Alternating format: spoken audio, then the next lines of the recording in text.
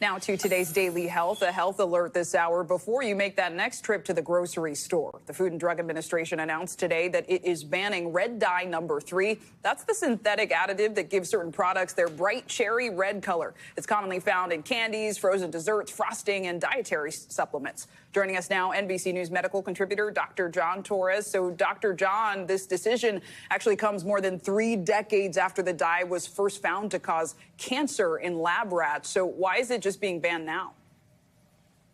And the reason it's being banned now is they finally have caught up to that research back from 1980. In 1980, it was found to cause cancer in rats at high doses, and they ended up in 1990 banning it from cosmetics because of that study. But in 92, they tried to ban it in food. That did not go through, and so now we fast forward to 2025, and they're finally doing this. Today, the FDA director for human health, for human foods, actually said that they are looking at this, and they are saying, you know, because it can cause an issue with human health and animal health, or possibly, they want to make sure that they get it banned. And so that's what they're doing right now.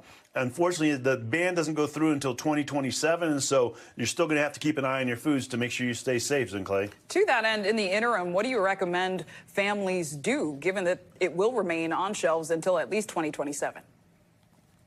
And it's in some of our favorite foods. Like you mentioned, it's in a variety of candies, a variety of other things. I love candy corn, and it turns out it's in candy corn as well. So I'll be avoiding that for the next couple of years. But one of the things you want to do is be a label reader. Look for these things: FD&C red No.3, or FD&C red 3, or simply red 3, which has to be on the label on the back. So look at that. If you see that on there, then go ahead and avoid that food, especially for children, because one of the things we're looking at is, you know, could it possibly cause cancer? The other thing is there is a link with hyperactivity in children causing that as well. And so, again, the FDA is saying finally it is time to ban this. They're giving them 2 years in order to be able to get it out of their products. And so by 2027 January, it should be gone. Great tip. You are candy corn. I'm more of a red velvet gal, but good to stay safe. Well, there you all go. of the same. Always appreciate your tips, Dr. John. Thank you. Thanks for watching. Stay updated about breaking news and top stories on the NBC News app or follow us on social media.